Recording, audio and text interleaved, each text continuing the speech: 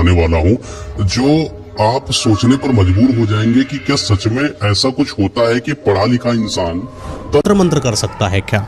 तंत्र मंत्र के बारे में जब बात करी जाती है तो बोलते हैं ना कि अंधविश्वास है, ये एक कम पढ़ा लिखा इंसान ही इन सब चीज़ों में जाता है। लेकिन तब क्या हो जब एक साइंटिस्ट ही तंत्र विद्याओं को सीखने पर मजबूर हो जाए, कुछ स्थिति ऐसी हो जाए कि उसको अपने साइंस पर से भरोसा उठ जाए और इन सारी चीज़ों पर उसका भरोसा जिंदा हो जाए। ऐसा ही कुछ स्टोरी में है, काफ़ी अजीब सी स्टोरी है, सत्य घटना पर आधारित है, हुआ है ऐसा केस।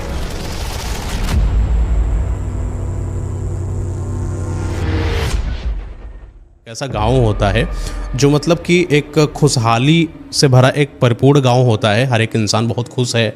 लेकिन एक इंसान है जो उस गांव के एक कोने पर रहता है और वो गांव वालों से थोड़ा बातचीत नहीं करता है, क्योंकि उसको ऐसा लगता है कि ये जो गांव वाले हैं थोड़ा पढ़े लिखे हैं नहीं, ये फालतू की बातें करते हैं और ये तंत्र मंत्र भरोसा इन सब पता नहीं क्या क्या करते रहते हैं। उनको अपने गांव के लोगों पर, उसके विचारों पर गांव के भरोसा नहीं रहता था, उनसे दूरी बनाकर रखता था। गांव में मंदिर लोग जाते थे, एक वहाँ पर बाबा रहते थे, उनके पास एक ऐसी किताब थी जो किसी भी चीज़ का निवारण कर सकती थी। जैसे गांव में कोई दिक्कत हो जाए, किसी इंसान के ऊपर कोई भूत प्रेत साया आ जाए, हर एक चीज़ का निवारण उस किताब में था। और उस किताब को बड़ा सम्मान की नज़र से घर वाले देखते थे, गाँव वाले देखते थे, बाबा जी देखते थे, उसकी पूरी सम्मान प्रक्रिया भी होती थी। और इन्हीं सारी चीज़ों से जब बातें उठती थी गाँव में तो वो उन सब चीज़ों से चिढ़ जाता था ये आदमी, और इसलिए अपने आप को इसने गांव से थोड़ा सा दूर कर लिया था। समय बीतता जाता है, ये गांव के बाहर ही रहता है, खुशहाली से अपना काम करता है, रिसर्च करता है, सब बेहतर होता है। लेकिन एक समय आता है, इसकी जो पत्नी होती है वो बीमार हो जाती है, असल में लकवा पैरालाइज्ड हो जाती है। तो ये इलाज करता है, बेहतर डॉक्टर्स से बातचीत करता है, इलाज करवाता है। लेकिन कुछ ऐसा इनके वाइफ के साथ हो जाता है कि उनकी वो बीमारी, लकवा तो था ही, साथ में कोई और बीमारी भी से ग्रसित हो चुकी थी, उनको उस बीमारी ने भी घेर लिया था, जो बीमारी जा नहीं रही थी। हर तरीके का इन्होंने इलाज करा लिया, इनके संपर्क में बेहतर दोस्त थे, पढ़े लिखे थे, अच्छे लेवल पर डॉक्टर्स से संपर्क थे इनके, हर जगह के बड़े बड़े हॉस्पिटल में लेके गए वाइफ को, लेकिन वहाँ पर किसी भी तरीके का कोई इलाज नहीं हो पाया। अच्छा, ये जो साइंटिस्ट थे इनको अपनी पत्नी से बड़ा प्रेम था, ये कुछ भी हद तक जाकर अपनी पत्नी को बचाने की कोशिश करने के लिए तैयार थे। बात अगर पड़ जाए पूरा घर बेचने की, पूरी संपत्ति बेचने की, उसके लिए भी राजी हैं। लेकिन इनको अपनी पत्नी की जिंदगी चाहिए, कुछ भी हो जाए। इसके लिए ये पता करते हैं कि ये जो जैसे होता ना अंग्रेजी दवाइयाँ, इनमें काम नहीं कर रहा है, तो आयुर्वेद की तरफ चलकर देखते हैं। लोगों ने बताया कि आयुर्वेद की तरफ जाइए, थोड़ा समय ज़रूर लगेगा लेकिन सही हो जाएंगी। ये आयुर्वेदा जो होता है, उन सारे जो इलाज होते हैं उनको अपनी बीवी के ऊपर करते हैं, क्योंकि इनको ऐसा था कि विश्वास तो आयुर्वेदा पर कम करते थे, लेकिन फिर भी किया इन्होंने। लेकिन समय बीतता गया, वो बीमारी सही नहीं हो रही थी और उनकी जो पत्नी थी वो धीरे धीरे और ज़्यादा बीमारी से और ज़्यादा बीमार होती चली जा रही थी। एक समय ऐसा आया जब इनको क्लियर हो गया कि आयुर्वेदा वाली जो ये जड़ी बूटियाँ हैं या अंग्रेजी हैं, ये सब कुछ नहीं हो पाएगा, बचेगी नहीं। एक बार ऐसे ही गांव में अपने घर पर ये बैठे हुए थे अपनी पत्नी के साथ, इनके 2 बच्चे हैं, एक लड़का एक लड़की है, सब घर में बैठे हैं, सायंकाल का समय होता है। घर के बाहर एक आदमी आता है जो गेट खटखटाता है और बार बार गेट खटखटा रहा होता है। ये अपनी बीबी के पास परेशान है, लेकिन जब देखा कि कोई आवाज़ आ रही है तो ये बाहर जाते हैं और देखते हैं कि कोई एक बाबा है जो लंबी लंबी जटाओं के हैं, काला वस्त्र धारण करे हुए, काला तिलक है। वो उनसे बोलते हैं कि बच्चा, तुम्हारे घर में कोई ऐसी समस्या है जिसका निवारण मेरे ही पास है, मैं ही उस चीज़ का निवारण कर सकता हूँ। तुम चाहो तो तुम मेरी चीज़ों को अपनाओ और अपनी बीवी को सही कर लो, तुम्हारी बीवी इतने दिनों से परेशान है। जब उसने इन सब चीज़ों को बोला तो भरोसा नहीं हुआ वैज्ञानिकों कि कोई इंसान कैसे जान सकता है कि हमारी पारिवारिक स्थिति कैसी है। लेकिन उसको लगा कि शायद गांव के 4 लोग और होंगे, उन्होंने बता दिया होगा कि इनके में ये है। वो फ्रॉड मानते थे तंत्र मंत्र इन सब चीज़ों को। लेकिन देखा कि जो ये तांत्रिक है ये बार बार बोल रहा है, तो गुस्सा तो इसके अंदर था ही कि मुझे सब चीज़ों को नहीं मानना है। तो उसने बोल दिया, बाबा तुम जाओ यहाँ से। नहीं माना। 1 दिन गुजरा, 2 दिन गुजरा, जब इनकी बीवी की तबीयत और ज़्यादा ख़राब होने लगी, इसको लगा कि शायद जो बाबा बोल रहे थे क्या पता सत्य हो। अब ये अंधेरे में तीर मार रहा था कि कुछ भी हो जाए, कहीं से भी जुगाड़ हम बिठा देंगे। इसने पता किया कि वो बाबा कहाँ रहते हैं। पता चला एक दूसरे से बातचीत करके कि एक दूर जंगल में ये बाबा वहाँ पर रहते हैं अपने मठ में, और ऐसे ही तंत्र मंत्र की विद्याओं पर काम करते हैं, काला जादू जैसी चीज़ें। जब भी किसी को कोई प्रॉब्लम हो जाती है तो अगर ये जो किताब है अगर इससे सॉल्व नहीं होती है तो कुछ लोग वहाँ पर गए हैं, उनको अच्छा रिजल्ट भी निकला, ऐसा सुनने में आया। तो ये समय नहीं गंवाते हैं और पहुँच जाते हैं जंगलों की तरफ और देख कर आते हैं कि बाबा कहाँ हैं। पता चलता है इनको मठ, और ये बाबा से विनती करते हैं क्षमा मांगते हैं अपना, इन्होंने जो अपमान करा था बाबा का उसके लिए। तो बाबा बोलते हैं कि ठीक है, मैं तुम्हारा जो भी समस्या है मैं उसको सॉल्व करूँगा, लेकिन उसके लिए आपको अपनी पत्नी को यहाँ पर लाना पड़ेगा। बोले ठीक है, ले आऊँगा बाबा। लेकिन बोले कि अपनी पत्नी को लाने के पहले तुम्हें कुछ विद्याओं को सीखना पड़ेगा जो कि तंत्र मंत्र से संबंधित है। अगर मेरी अपनी पत्नी होती तो मैं उन तंत्र मंत्र विद्याओं को उनके ऊपर कर सकता था, अपने घर के सदस्य के ऊपर कर सकता था, लेकिन क्योंकि तुम्हारी अपनी पत्नी है तो मैं कोई ऐसी तंत्र विद्या नहीं कर सकता जो आपकी पत्नी को सिद्ध कर सके, सही कर सके। इसके लिए आपको कुछ सिद्धियां हासिल करनी पड़ेंगी। तो बोले कि बाबा लेकिन पत्नी की तबीयत बहुत ज़्यादा ख़राब है, शायद ही अब 2 या 3 दिन के बाद अगर उनका सही इलाज ना मिला शायद ख़त्म हो जाए। बाबा बोले इस चीज़ से निश्चिंत रहो, तुम अपनी पत्नी को यहाँ पर लेकर आओ अपने बच्चों के साथ। मैं तुम्हारी जो पत्नी की आत्मा को स्थिर कर देता हूँ, यानी रोक देता हूँ, बांध देता हूँ। जब तक मैं नहीं चाहूँगा तब तक आपकी पत्नी इस दुनिया को छोड़कर नहीं जाएंगी। बाबा की बातों पर भरोसा होता है और ये अपनी पत्नी और बच्चों को बिना पूरे गांव में बताए हुए चले आते हैं जंगल की तरफ। और वहीं जो मठ है वहीं पर पत्नी को रखा जाता है।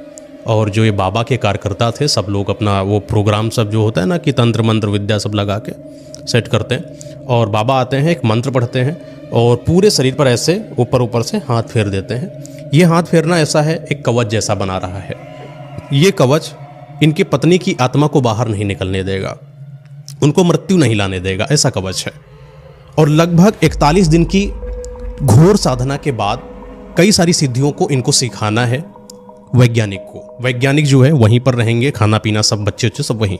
तो अब सीन है कि हर एक दिन हर एक सिद्धि को सिद्ध करा जाता है। मारण विद्या हो गया, शमशान काली हो गया, शमशान जागृत हो गया, प्रेतराज को कैसे सिद्ध करा जाता है, भूत प्रेत आत्माओं को अपने साथ कैसे रखा जाता है, कैसे आत्मा का स्थानांतरण एक बॉडी से दूसरी बॉडी में कैसे करा जाता है। कई सारी सिद्धियां जो पिशाचिनियों को सिद्ध कर लेती हैं। एक ऐसी सिद्धि होती है कड़ पिशाचिनी की, वो भी सिद्ध करते हैं क्योंकि इन सारी सिद्धियों की इनको जरूरत पड़ेगी। एक कड़ पिशाचिनी इनके कान में कुछ ऐसा बताने वाली है भविष्य में जिसकी जरूरत इनको पड़ेगी ही पड़ेगी। ये सारी सिद्धियां होती हैं, 41 दिन तक पूरा समय निकल जाता है और आज अमावस की रात है।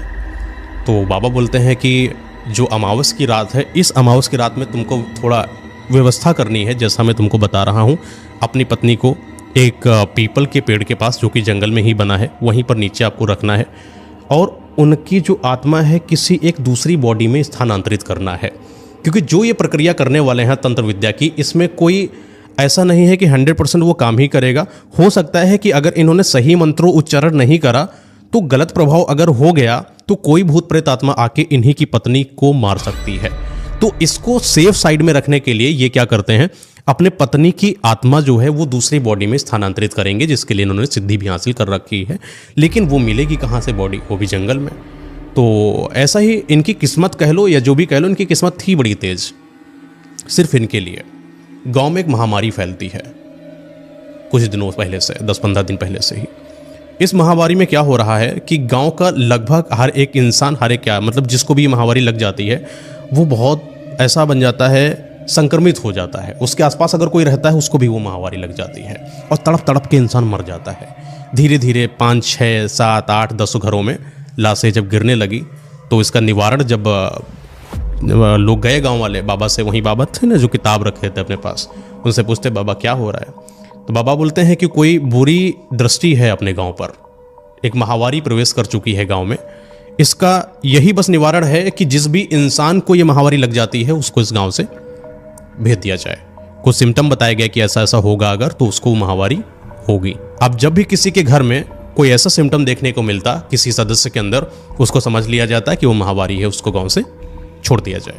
तो ऐसे ही क्या होता है कि एक घर में छोटी बच्ची होती है वही 12-15 साल के आसपास की, उसके अंदर कुछ ऐसे सिम्टम दिखाई पड़ते हैं तो गाँव वाले के जो परिवार वाले हैं वो तो बताते नहीं, लेकिन किसी दूसरे के परिवार होता है ना कि अपना बच्चा है मर जाए चाहे जो हम मर जाएं लेकिन बताएंगे नहीं, लेकिन वो मोहल्ले में कोई इंसान को पता चल जाता है ऐसा सीन है तो बता देते हैं कि गांव वालों के बीच में खबर फैल गई कि इनके घर में कोई बीमार है। तो एक लड़की को 12-15 साल की गांव से छोड़ दिया गया। और ये जो साइंटिस्ट है, जो वैज्ञानिक है, जिसने अब तंत्र मंत्र विद्याएं सब कुछ सीख रखी है, इसने एक कड़ पिशाचिनी की सिद्धि को हासिल कर रखा है। अब गांव में कहाँ रखा कोई आदमी या कोई ऐसी औरत जिसके बॉडी में ये आत्मा को स्थानांतरित करा जाए। तो पता चलता है कोई कान में बुदबुदाता है कि जंगल में एक लड़की है जो टहल रही है।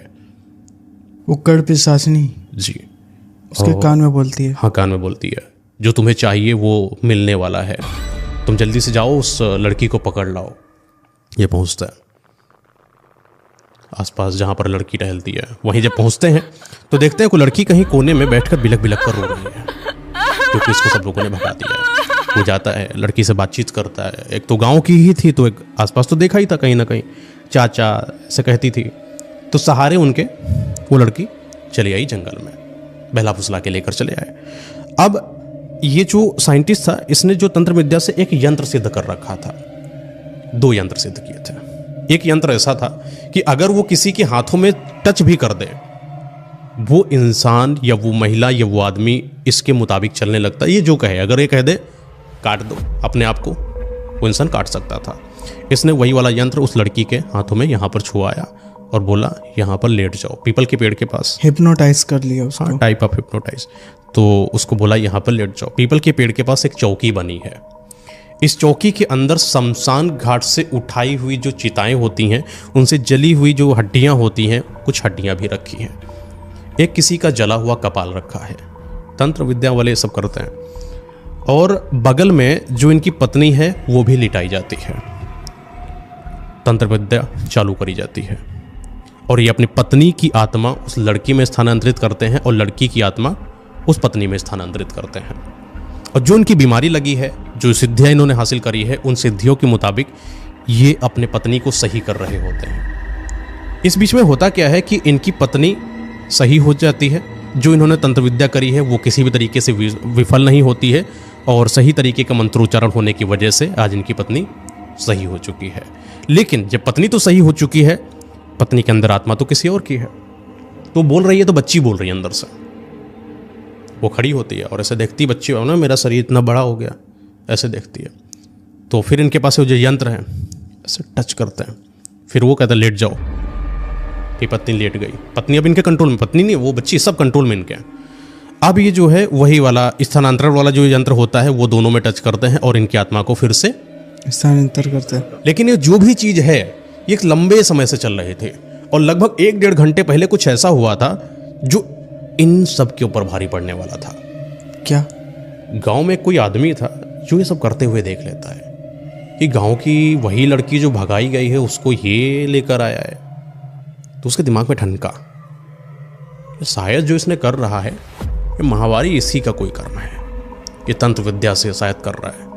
अपनी पत्नी को भी ये जो लकवा हो गया, ये बीमारी हो गई, शायद इसने पहले अपने ऊपर किया और जब नहीं हुआ तो ये गांव वालों को कर रहा है सब। इसको शक पैदा हुआ और जाता है गांव में बता देता है। गांव के लगभग जितने भी आदमी थे जो आ सकते थे जंगल में, वो सब आते हैं और उन्होंने भी सब करते हुए धीरे धीरे देखा और सबको ये तो पता चल गया, यकीन हो गया कि इस आदमी की वजह से गांव में महामारी प्रवेश कर गई है। इसके तंत्रों मंत्रों की वजह से सारे गांव वाले बहुत आग बबूला हो जाते हैं। गुस्सा बहुत तेज है सबके ऊपर। और जिनकी वो लड़की है उनके परिवार वाले भी आए हैं, वो भी देखते हैं मेरी लड़की पड़ी हुई है ऐसे ही।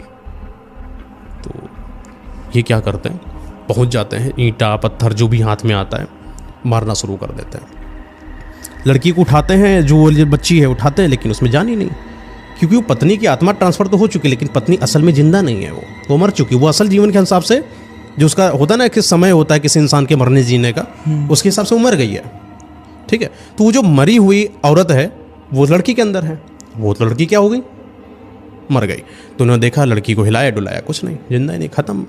और ज़्यादा गुस्सा हो गए। इन्होंने क्या किया, उस पत्नी को इनकी और ये जो पति है मतलब वैज्ञानिक है, इन दोनों को पेड़ में बांध दिया उसी पीपल में। और जो आसपास का घास फूस भूसा जो भी होता था, सूखी होगी पत्ता वत्ता सब उठा के एक तंदूर जैसा बनाया और वहीं पर आग लगा दी, जला दिया। उस जलते हुए तंदूर में ये पति इनके और ये पत्नी दोनों बिलक बिलक कर, जिंदा हैं सब, जिंदा ही जला दिए गए। और ये दूर से ये जो इनका बच्चा था और ये छोटी बच्ची थी, ये सब देख रहे थे। अच्छा, गांव वाले निर्दयी नहीं थे, गांव वालों को गुस्सा था, लेकिन उनको ये था कि ये छोटे छोटे बच्चों का क्या कसूर। उसमें से एक बुजुर्ग बोलते हैं, ये तो बच्चे हैं अभी, इनको क्या पता, ये दुनिया, ये तंत्र मंत्र, इनको ले चलो उनको शुद्ध परवरिश दो, इनको पढ़ाओ लिखाओ, इनके माँ बाप जैसे भी हैं सब गए, ख़त्म हुआ, आज से महामारी भी ख़त्म। और पता नहीं किस्मत का कुछ ऐसा खेल होता है कि उस दिन से महामारी भी ख़त्म हो जाती है, कोई भी इंसान मरना ख़त्म, कुछ ऐसा हो गया, पता नहीं क्या हुआ। तो गाँव वालों को जो शक था वो और ज़्यादा 100% हो गया कि अब शायद यीशु ने करा, अब सब खत्म तो दुनिया सही। इनका जो घर भी था वो मतलब गांव के किनारे था, तो वहीं पर ये लड़की, छोटी बच्ची और ये जो लड़का इनका था वो वहीं पर रह रहे थे, और उनकी देखभाल करने के लिए सरपंच जो है गांव के वो आया जाया करते, देखते थे बेटा कैसे हैं सब। पढ़ाने लिखाने की जिम्मेदारी, खाने पीने की जिम्मेदारी सब गाँव वालों ने एक दूसरे के साथ शेयर कर ली, अपना लिया था, अपना लिया था कुल मिला के। हर घर गाँव वाला मतलब बुरा नहीं था, थे सब और बड़े धार्मिक थे, मंदिर जाते थे, मानते थे सब, बच्चे को माना। दादी लोग जैसे आती थी, खाना वाना खिला दिया। धीरे धीरे समय बीतता गया, ये बड़े होते गए, ये बच्चा है, 4-5 साल का शायद अंतर था बच्चे में, मतलब वो लड़के में और लड़की में। ये बड़े हो गए जब, तो अब इनको स्कूल ले जाना है। स्कूल तो कोई था नहीं गाँव के अंदर, गाँव से बहुत ही दूर पर एक गुरुकुल जैसा था, थोड़ा स्कूल थोड़ा गुरुकुल जैसा समझ लो, वहाँ पर रहकर पढ़ाई करना पड़ेगा। तो लड़का चला जाता है, पढ़ाई वढ़ाई करता है, धीरे धीरे पढ़ लिख जाता है और घर आता है। पढ़ लिख इनकी पढ़ाई हो जाती है, होता है कि 20 साल के आसपास लड़की हो जाती है और 24-25 साल के आसपास लड़का हो जाता है। अच्छा, ये तो यहाँ तक कि तो होता है कि चलो सब कुछ अच्छा चल रहा है, कोई दिक्कत नहीं। लेकिन अब यहाँ से कुछ चीज़ें बदलती हैं। धीरे धीरे गाँव का कोई एक इंसान पता नहीं कहाँ गायब हो जाता है और किसी को पता नहीं चलता कि वो गया कहाँ। और हर कोई पता करता कि वो कमाने गए हैं, वो वहाँ गए हैं, यहाँ गए। लेकिन जब उनको पता किया जाता कि जहाँ गए थे, तो पता चलता कि वो वहाँ गए ही नहीं थे असल में, और उनको गए हुए 20 दिन 25 दिन हो जाते हैं। ऐसे समय बीतता है, लोग पता करते हैं, लगभग गांव में 15 से 20 लोग ऐसे ऐसे ख़त्म हो जाते हैं, गायब हो जाते हैं और आते नहीं। इस चीज़ का निवारण फिर बाबा के पास लेकर गए लोग कि क्या है ऐसा। बाबा कहते हैं कि ये जो मर रहे हैं ये स्वाभाविक नहीं मर रहे हैं, इनकी मृत्यु असाधारण है। ये जो गए हैं यहाँ से वो अब इस दुनिया में है ही नहीं। कुछ किताब में है ऐसा जो पता कर सकती है, बोले कि अब इस दुनिया में है ही नहीं, कितना भी ढूंढ लो इंसान मिलेंगे नहीं, मर चुके हैं। कैसे मरे? कोई बुरी शक्ति कर रही है सब। कैसे मारा जा रहा है? तंत्र मंत्र से, काला जादू से। सब लोगों का शक हुआ कि वही वो तांत्रिक बाबा तो नहीं है। सब गांव वाले पहुंच जाते हैं, जो क्या एक बार आया था गांव में, पता चलता गांव वाले कि एक ही तंत्र मंत्र करता है यहाँ, और तो कोई करता नहीं। अघोरी नहीं, वो तांत्रिक था। तो वहाँ पहुँच जाते हैं, देखते हैं वो तांत्रिक जो है वो वहाँ बैठे साधना ऐसे कर रहे हैं। सब लोग हावी हो जाते हैं और वो जो तांत्रिक था उसको भी मार देते, ख़त्म कर दो, उसका मठ वठ सब तोड़ देते हैं, कुछ नहीं बचता। गांव में गुस्सा बहुत ज़्यादा है। कोई इंसान, किसी गांव के इंसान मार रहे हो तुम, कुछ तो करेगा रिफ्लेक्शन। तो अब क्या होता है, इनको लगता है कि शायद अब चीज़ें सही हो जाएंगी, लेकिन सही नहीं हो रही। फिर वही आदमी धीरे धीरे गायब हो रहा है। सबको बता दिया कि कोई इंसान कहीं पर बाहर ना जाए, लेकिन फिर भी कोई ना कोई इंसान गायब हो जा रहा है। कोई इंसान अब व्यवसाय के तहत नहीं जा रहा है, किसी के बुलावे पर नहीं जा रहा है, किसी के घर पर नहीं जा रहा है, लेकिन इंसान गायब हो रहा है। कैसे? किसी को पता नहीं। तो बाबा की किताब फिर निकलवाई गई, फिर पता करिए बाबा, देखिए क्या बात है। तो पता चलता है कि जो बुरी साया है ये अपने गांव की ही कोई इंसान के द्वारा करी जा रही है, और ये अपने गांव के अंदर ही से करी जा रही है। और ज़्यादा पता किया जाता है तो बाबा बताते हैं ये जो घर है, एक घर की तरफ उंगली करते हैं, बताते इस घर के अंदर कुछ है। किस घर के अंदर? सब जब जाते हैं घर के अंदर तो पता चलता वो घर वही है जो तंत्र मंत्र करने वाला आदमी, वही वैज्ञानिक था। जब इसके घर में जाते हैं तो देखते हैं कि कोई कुछ नहीं, वही बच्चा, वही लड़का है, आराम से सब लोग रह रहे हैं। पूछा गया, कोई तंत्र मंत्र वाला सीन नहीं। लेकिन धीरे धीरे पता चलने लगा कि गांव के अंदर कोई छन छन की आवाज़ें आती हैं, कोई अजीब सी चिल्लाने की आवाज़ें आती हैं। और जब कोई जाता है इसके घर के बाहर वही रात के समय में, तो उसको कुछ तो एहसास होता, उसको लगता कि कोई हवा जैसी आसपास से घूम कर गई। धीरे धीरे 1 आदमी, 2 आदमी, 3 आदमी, लोगों को शक पैदा होने लगा कि क्या बात है। लेकिन शक इतना भी कठोर नहीं था कि शक करा जा सके। तो बाबा आए इनके घर में पर्सनली, और इनके घर पे वो जो लड़का था वो लड़का था नहीं, बहन ही थी। वो अपने घर पे काम वाम कर रही थी, खाना बना रही थी। तो बाबा बिठा के पूछते, बेटा कुछ है क्या तुम्हारे घर में? बोलती नहीं बाबा, ये सीधी लड़की, इसको कुछ नहीं पता क्या सीन है क्या नहीं। तो बाबा बोलते हैं कि बेटा तुम अपने घर पर नियंत्रण रखना कि कहीं पर कुछ ऐसा अजीब सा हो, उसको ध्यान देना। तुम्हारे घर पर कुछ ऐसा हो जो नहीं होना चाहिए, उस चीज़ को ध्यान रखना, और अगर कुछ अजीब सा लगे तो मुझे बताना। बाबा बोले ठीक है। बाबा चले गए अपने घर। अच्छा, बहन उस दिन से नोटिस करने लगी हर एक चीज़ पर, अपने भाई पर नोटिस करा कि मेरा भाई जो है रात में आता है देर तक, और जब ये आता है तो इसके जो शरीर से अजीब से एक दुर्गंध जैसी आती है। बार बार पूछती भाई आप यहाँ मतलब रात में क्यों निकल जाते हैं, इतनी देर में क्यों आते हैं? तो भाई बोलता है कुछ नहीं, ऐसा नहीं, मैं बस ऐसे बाहर घूमने जाता हूँ थोड़ा काम हम से, और फिर कुछ कमाऊंगा नहीं तो लाऊंगा क्या, और तुम खाओगी क्या, तो ऐसा बोलता है। तो बहन को लेकिन उसकी कुछ अजीब हरकतों पर शक होता है, उसके हाथों में कुछ होता है जो थोड़ा तंत्र मंत्र से संबंधित है। बहन को बड़ा शौक लगता है कि पढ़ाई लिखाया गया, ये तंत्र मंत्र क्यों ही करेगा। लेकिन एक दिन ऐसे ही बहन पूछ बैठती, भैया एक बात बताइए कि आपके दिल में कोई ऐसी चीज़ है जो आपको बड़ी अजीब सी लगती है? बोला भाई नहीं, लेकिन तुम ऐसा क्यों पूछ रही हो? बोला नहीं नहीं भैया ऐसे नहीं, मतलब कि आप रात में ऐसे हड़बड़ाने लगते हैं, आप रोने लगते हैं, आप चिल्लाने लगते हैं, आपको कुछ दिक्कत हो तो आप बताइए हमें। तो भाई बोलता है कि बहुत रोने लगता है, ये जैसे कुछ ऐसी बातें करता है भाई, इसका ना बहुत रोने लगता है और रोते रोते अपने ऊपर कंट्रोल नहीं कर पाता है और बोलता है कि आज मैं तुमको वो बताने वाला हूँ जो मुझे सालों से मेरे दिल में है, लेकिन मैंने कभी नहीं बताया तुम्हें पता है कि हम लोगों के माँ बाप को जला दिया गया था और ये सब गाँव वालों ने करा था। लड़की बोली हाँ। उसको यादाश्त नहीं आ रहा था, मतलब उसको ये तो पता था कि माँ बाप को उसको जलाया गाँव वालों ने, लेकिन इतनी यादाश्त तेज नहीं थी कि वो याद कर, बच्ची थी उसको नहीं आता, लेकिन लड़का थोड़ा बड़ा था, उसको यादाश्त था, उसको जलन भी थी, गुस्सा भी थी। तो बोलता है कि बहन से कि मैंने सब कुछ देखा है और मैं इन गाँव वालों को छोड़ूंगा नहीं, मैं सबको मार दूंगा, ऐसा कह के वो शांत हो जाता है। बहन बोलता है अरे भाई कुछ मत करो, कोई मतलब नहीं, अब जो हो गया वो हो गया। बहन सीधी थी, वही बात करेगी ना सीधी कि जो हो गया वो हो गया, खत्म करो। लेकिन भाई शांत नहीं था, वो चिल्लाने लगा और जब चिल्ला रहा था आंखों में आंसू आने लगे और आंखों में जब आंसू आते तो बहन कहाँ रोक पाती, वो भी रोने लगी, उसको भी याद आने लगी। तो क्या होता है कि इसको जब इतनी अपने माँ की याद आ रही होती है तो ये बहुत परेशान हो जाती है, जैसे भाई बाहर चला गया, अपने माँ की यादों में रोती रहती थी। तो लेकिन फिर वही गाँव के आदमी धीरे धीरे ख़त्म हो रहे थे। इसकी बहन ने सोचा कि एक बार मैं पता तो करूं कम से कम भाई जाता कहाँ है। किसी को बताया भले नहीं इसने बहन ने कि ऐसा ऐसा कुछ सीन है, और जब भी बाबा उससे पूछते कुछ हुआ, बोले नहीं। लेकिन एक रात की बात है, बहन जो है अपने भाई के पीछे पीछे जाती है कि आखिर ये गया कहाँ। तो बहन जब पीछे पीछे जाती है और देखती है जंगल, घनघोर जंगल के बीच में चलता ही चला जा रहा, भाई रुक ही नहीं रहा है, और एक पेड़ के पास कोई आदमी की लाश पड़ी हुई है, और ये जो लाश पड़ी हुई है ये इसी गाँव का कोई सदस्य है, और ये उस आदमी को वैसे ही जला के मार रहा है जैसे गांव वालों ने उसके माँ बाप को मारा था। लेकिन सबसे ज़्यादा शॉकिंग ये था कि जो ये भाई था, इसके साथ जो आदमी था, ये इसके साथ गांव से जा रहा था। ऐसा नहीं था कि जोर जबरदस्ती से खींच के लेकर जा रहा हूँ, साथ जा रहा था, अपनी मर्जी से जा रहा था। और जो भाई थे पूरी देखा था इसने बहन ने कि जब इसे गाँव के सदस्य बोलता इसका भाई लेट जाओ, वो लेट जाता, वो कहता वो कुछ चाकू वगैरह उठाओ ऐसे मार लो, वो मार लेता। हिप्नोटाइज हो गया था। हाँ, इसको सम्मोहन क्रिया आती थी, ये हर एक इंसान को सम्मोहित कर सकता था। बहुत सारी सिद्धियाँ, जितनी भी सिद्धियाँ इनके पिताजी ने हासिल करी थी, लगभग उससे ज़्यादा सिद्धियाँ इसने हासिल कर रखी थी कि हर तरीके के भूत प्रेत आत्माओं को अपने पास बुला सकता था। प्रेतराज को तक सिद्ध कर लिया था इसने। कैसे सिद्धियाँ हासिल करी थी इसने? पापा को करते हुए देखता था, फिर जो इनके जो गुरु थे उससे भी कुछ ना कुछ सीखा था, जब ख़त्म हो गया तब नहीं सीखा, लेकिन कुछ ऐसी सारी चीज़ें थी जो इनके पिताजी के द्वारा करी हुई थी और उसने सीखा था, बस उन सिद्धियों को मजबूत करा था। और जब आप सिद्धि सीख जाते हो तो एक सिद्धि के बाद एक सिद्धि ऑटोमेटिक आपको वो भूत प्रेत आत्मा सिखाते चले जाते हैं। ऐसा होता है। प्रेतराज अगर आपने सिद्ध कर लिया है तो आप समझ लीजिए कि जितनी भी तामसिक शक्तियाँ हैं, सिद्धियाँ हैं, वो आपको आ जाएंगी। अच्छा, कैसे आ जाएंगी? क्योंकि ये प्रेतराज चाहता ही है कि कोई इंसान जो है बहुत खतरनाक